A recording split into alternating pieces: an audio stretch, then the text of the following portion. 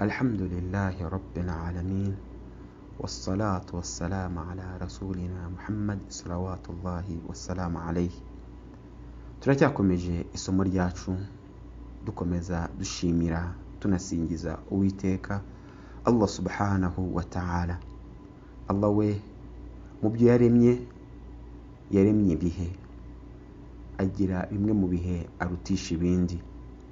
Afata isengesho ry'igicamunsi arirutisha andi masengesho, aho yagize ati hafidhu ala salawati wassalati al-wusta, nimuzirikane nimwubahe amasengesho yanyu, ariko mwubahe isengesho rya lasiri, isengesho ry'igicamunsi kurusha andi masengesho.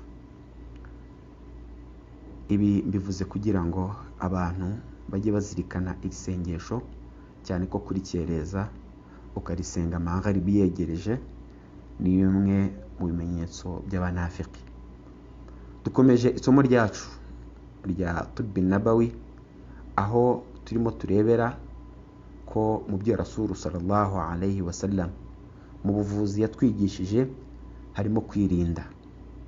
Ukarinda inda yawe kurya, ukayirinda no kunywa. Cyane yakunze kubivuga ku bantu bakirutse, ariko n'abazima twibuke hadithi y'Umwimana Muhammad salawatullahi wassalamu alayhi itubwira ko inda igabanyijemo ibice bitatu. Hari igice cy'ibyo kurya. Iyo ugiye kurya, zirikana ko hariya kiriya wumva gishonje ugomba kukigabanyamo ibice bitatu. Igice cy'ibyo ushyira mu byo kurya, n'igice cy'ibyo kunywa, n'igice cy'ubuhumekero. Kugeza ubwo bamwe mu baganga bakunze kuvuga ko iyi hadith y'Umwimana Muhammad salawatullahi wassalamu alayhi ikurikijwe yaba ari regime iruta izindi regime zose. Ndabizi abankurikira hari afite imibiri ibavuna, hari nabo muganga ategeka regime, ariko regime nyayo ni nahnu qawm la na'kul hatta najur.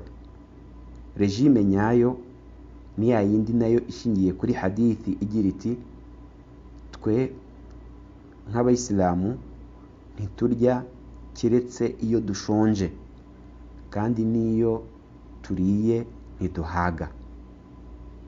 Iyo umuntu yirinze guhaga akagwa ivutu, biri mu bimushoboza kurinda umubiri we. Ibi byose nibyo tuzagenda tureberana hamwe muri aya masomo.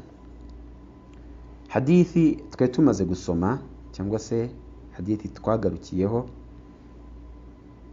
ni hadithi igaragaza ko umurwayi cyangwa se umuntu bashobora kumurinda ibyo kurya n'ibyo kunywa mu rwego rwo gusigasira ubuzima bwe.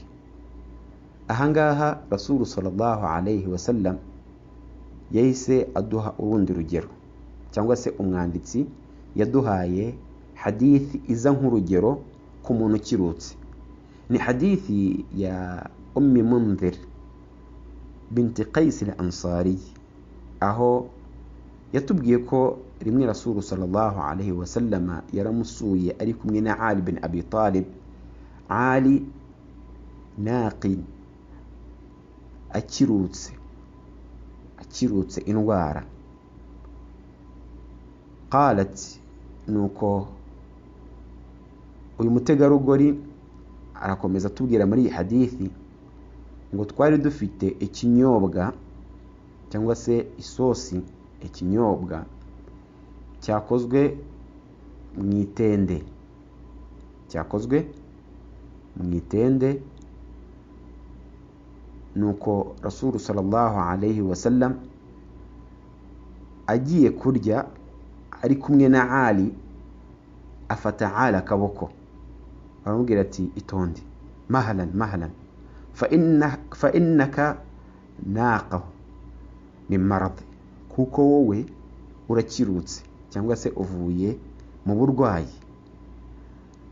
ngo nuko Rasulu sallallahu alayhi wa sallam, kubera ko hari ikindi kinyobwa, nkurikije iki kinyobwa uko bakivuze ni igikoma gikozwe mu bufu bumeze nk'ingano, sha'ir byarananiye kuzitandukanya n'ingano, kubera ko naje gusanga ingano na sha'ir bijya gusa, bijya kwegerana. Aho bitandukanye nuko sha'ir ibisa nkaho ifite cyangwa se iteye imeze nk'umuceri wasaruwe ako kanya utaragera mu ruganda, yani haba hariho utuntu dusa nkaho dutwikiriye izo mpeke. Nuko Rasulu sallallahu alayhi wa sallam yerekeza Ali bin Abi Talib kunywa iki kinyobwa cyangwa se iki gikoma cyakozwe mu bufu bwa sha'ir. Arangije aramubwira ati, koresha iki ngiki nicyo kiri buze kugarurira ingufu. Ibi ngibi Rasulu sallallahu alayhi wa sallam icyo tubikuramo nuko icyo kinyobwa kiva ku itende mu kuri cyari kongera Ali bitewe n'indwara yararwaye, cyagomba kuba cyamwongera uburwayi. Ikindi, umurwayi muganga amuhitiramo ibinyobwa cyangwa se ibyo kurya bishobora kuba byamufasha kugira ngo agarure ubusugire bw'ubuzima bwe, bw'umubiri we. Iyi ni dalili rero itwereka ko umuntu ashobora kugira ibiryo cyangwa se ibinyobwa abuzwa bitewe n'indwara arwaye. Ibi tukabisanga mu muryango wa himya, kwirinda cyangwa se kwikingira. Indi hadithi ni hadithi nayo dukesha Suhaib, aho atubwira ko yari kumwe n'umwimana Muhammad salawatullahi wassalamu alayhi. Suhaib atubwira ko yazina umwimana Muhammad salawatullahi wassalamu alayhi irimo irarya itende n'umugati. Nuko amuha karibu kugira ngo basangire.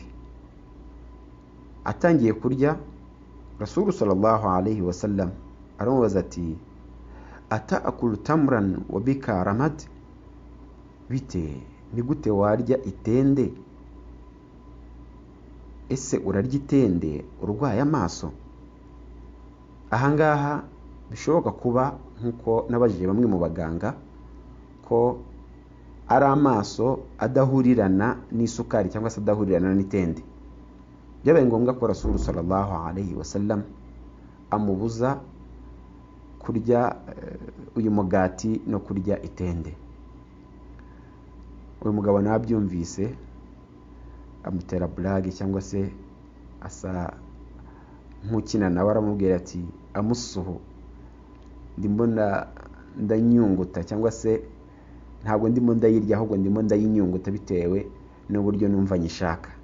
Muzayibona ku barwayi b'isukari, ashobora kubona agatende agashaka kicara akanyunguta, wasanga n'uyu mugabo nawe ariko byari bimeze. Iyi nayo ni dalili twereka ko urwaye uburwayi bw'amaso ramad, amaso usanga yatukuye, gukuba amaso, nkurikije ibyo nabonye ku bigendanye n'ubu burwayi, icyo gihe biba byiza ko atarya itende, nk'uko tubisanga muri hadithi y'umwimana Muhammad salawatullahi wassalamu alayhi.